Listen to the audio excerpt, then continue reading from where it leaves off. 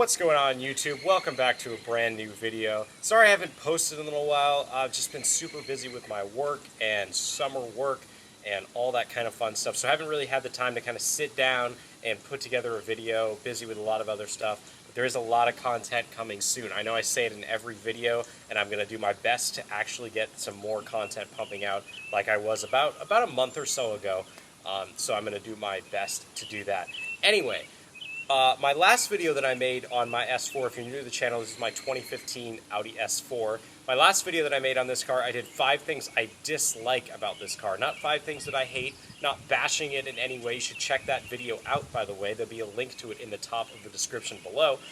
And so I did a video on this car, did really, really well, so I thought, why not make another video and focus on the exact opposite thing, talking about 7 things that I love about this car. Not 5 things, but 7 things. So my hair is a little bit short, so this video is going to be a little bit long. So I hope you enjoy. And with that out of the way, let's get started.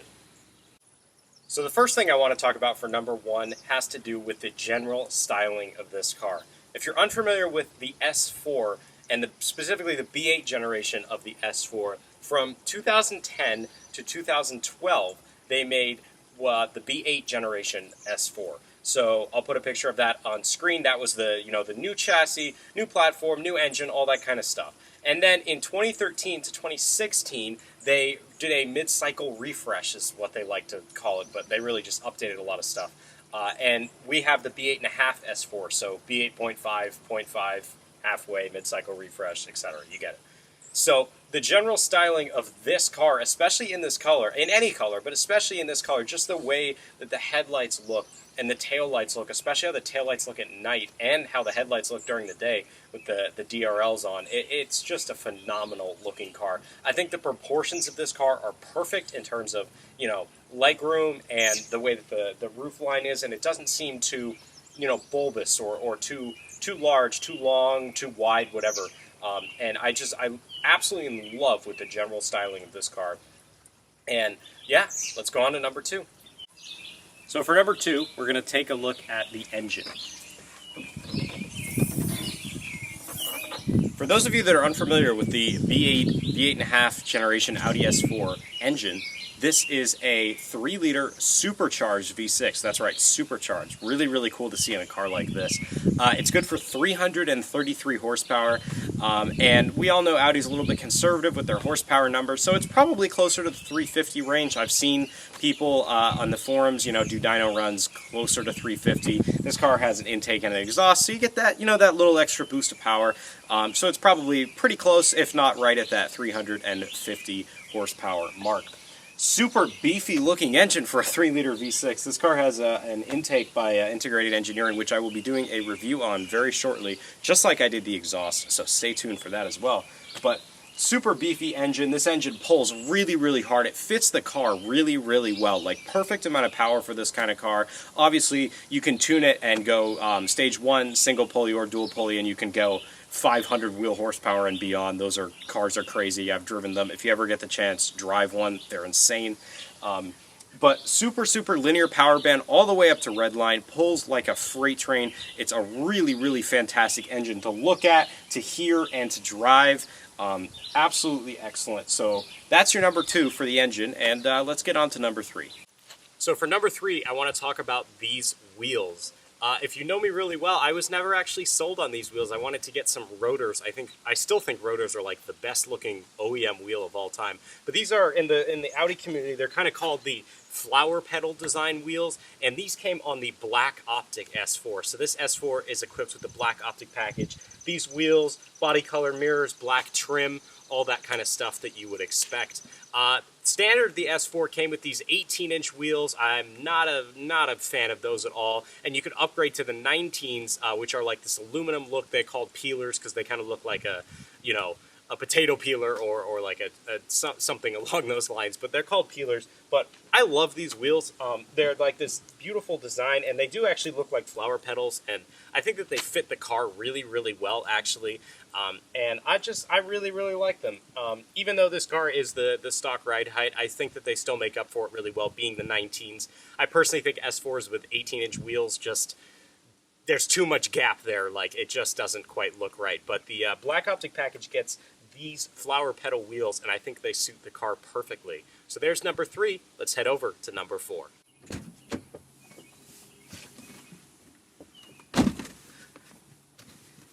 So number 4 takes us to the interior. You guys probably guessed it. If you know me really well, you know that I looked for a car that has this interior for a really long time. I get so many questions about this interior. You know, where'd you get it? You know, is it from the factory, custom, whatever? And let me tell you, this is an Audi exclusive interior. This is from Audi's exclusive division. I'll get more into this exact interior spec in a different video when I talk about production numbers and special editions for S4s. But this is a Audi exclusive interior. The seats have this Nogaro blue suede inserts, and as well as the door panels, you get this perforated leather wrapped steering wheel that also matches the perforated shifter. This is actually the RS4 steering wheel over in Europe and across the pond that we don't get in America, but the shift knob and the steering wheel are both from the RS4, which is really, really cool.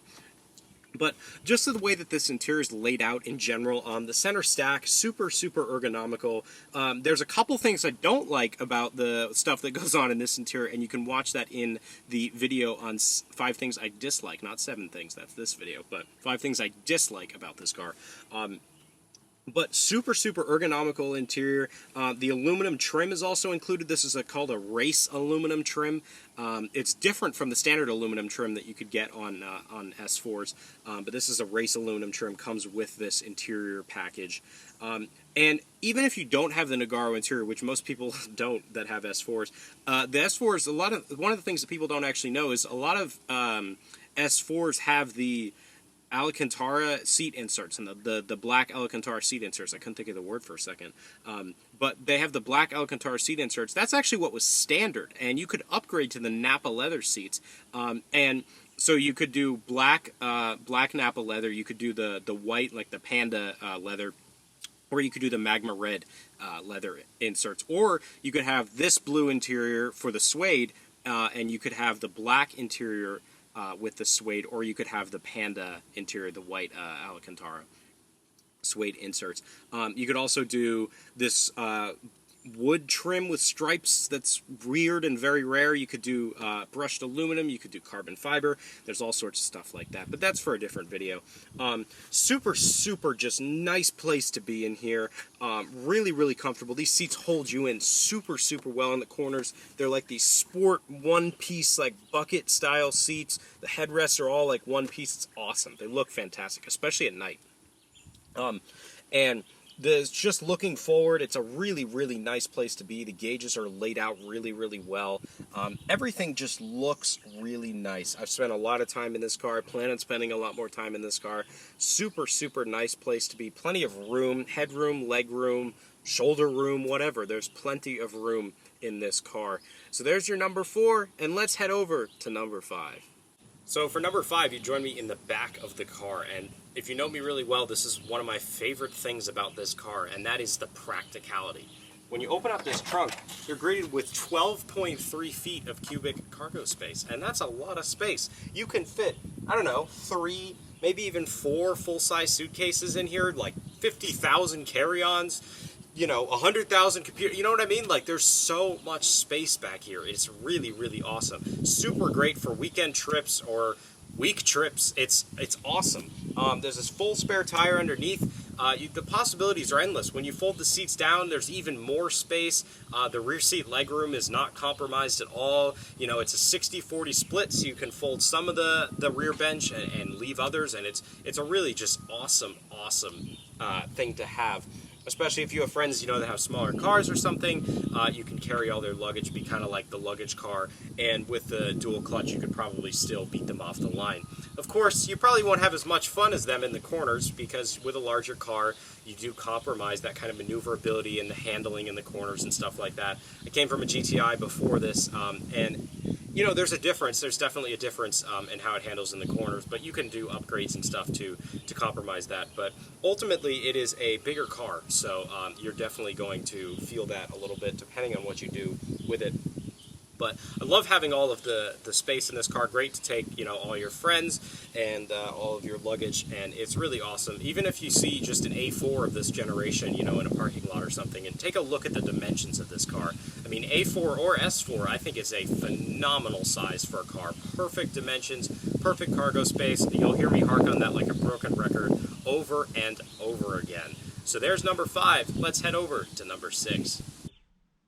So for number 6, we find ourselves back inside of the car, and I want to talk about these gauges. Before I bought this car, I was looking at a B9 A4 because I really like the virtual cockpit digital display that car has, but I have grown to love these gauges so much. You can see they've got this nice gray background, and then as you get up to red line, it starts to get red over there. Makes sense. You got the S4 badge on the side, and if I step out of the car, and the car's unlocked, and I'm just walking up to it, and I open it up, and it has the nice information center in the middle of the screen. You got your time, your date right there, your mileage, all your information that you could want. And then when you start the car, let me get my keychain full of all my stuff going here. When you start the car, it does the full the needle sweep and a diagnostic check. The whole car comes to life. I mean, I love the way that these gauges look. I mean, there's really not even much more to say. I think that they just look fantastic. Especially when you're going through the gears and everything, it looks absolutely awesome. Sorry for the music, but and we get this annoying beeping noise, but when you close the door, that goes away. And I have a service that needs to be done as well. But I love these gauges. You know, you're looking at, when you're driving your car, you're looking at your gauges quite a bit. So these are fantastic ones to look at. There is no issues here. Really customizable screen as well. I have this service that is due, so it doesn't go off the screen for a little while. There we go. And you can go through all of your modes stuff here. So you have your telephone directory, your music, and then you've got your miles per hour. And then in the lower part here, you can actually change the information that's displayed. You have a little bit of a lap timer going on there, some more driver information, some fuel efficiency stuff, which is interesting, kind of shows you what's using up the most gas. And then you go back there. You can use this little button right here, and that's going to give you a bunch of different information down there. I like to leave it on the miles to empty because this car does suck gas. That is something that it does. So that's a nice little reminder to have right there. But love the gauge cluster, love the whole driver-oriented feel of this car. And we're gonna go to number 7. So last but not least, for number 7, I want to talk about the way that this car drives. I tried to make this video just specific to cars that are stock and not stuff that you have to do to it to make it sound really good. But this exhaust and this intake, there's a mod link in the description below if you want to check out what is on this car. But this car with this intake and this exhaust, and even without, is still such an unbelievably fun car to drive. We're turning onto a large main road right now, and I'm going to stick it into manual mode. We got a little bit of traffic coming here, but this car is so much fun. Like I said, even if you don't have any of these mods, it is a really, really fun car to drive. So we're going to go out here. All right, now that the traffic is cleared, let's go.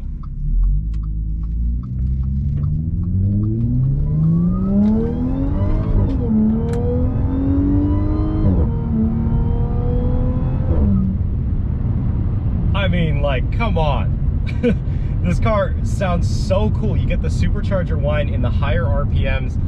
You get the exhaust just howling out back every time you shift, because this car is a DSG. You get those amazing DSG farts. It is so much fun to drive. Like I was talking about with the engine earlier, the power band is so linear. It comes on really low, and it literally just keeps pulling all the way up to red line, all the way through the gears. It's fantastic. This car has technically 4 driving modes. You have comfort, dynamic, auto, and individual. Dynamic is going to be your most aggressive setting in terms of steering and all that kind of stuff. This car does not have the adaptive dampers. Some S4s came with adaptive dampers where it would actually adjust depending on what setting you were in to the road conditions. This car does not have it. Really rare option. In fact, I think it's the rarest option for those cars. But This car, when you change up the driving mode, you change up the steering, you know, you change up how the engine sounds. If you have the synthesized sound on, I have the fuse pulled for that because it just amplifies the drone. The way that the transmission reacts, it just really can make the car either a super comfortable highway cruiser that you can kill miles in, or a really fun, peppy car to drive. I can put the car back in auto right now, and I can actually slap it down once to go in sport, and then let me slow down a little bit and just punch it. And it just takes off. And I mean, it really takes off. It is so much fun to drive. Depending on what mode you have it in is going to depend on how the car reacts. You can put it in individual to customize however you want. I can bang it down a couple of gears here, slow down. Listen to these downshifts.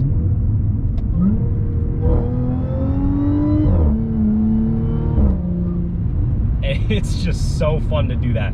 Kills your gas mileage. Like, I mean, kills your gas mileage, but all in the name of fun.